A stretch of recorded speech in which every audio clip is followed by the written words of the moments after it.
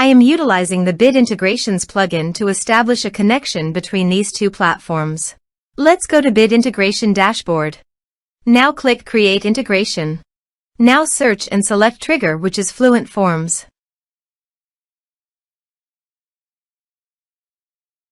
Select a form.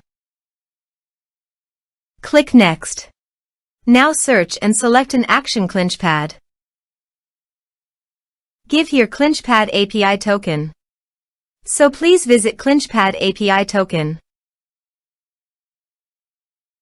API. Copy the API token and paste it here. Authorized it. Authorization is successfully done. Next. Choose an action. Map the respective fields.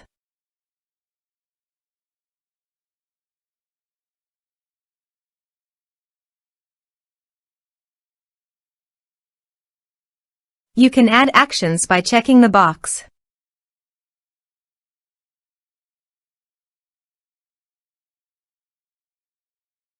Also, here are some advanced features in conditional logic. You can use it for your own requirement.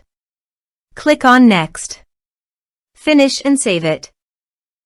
Now go to your form and type some information and submit the form.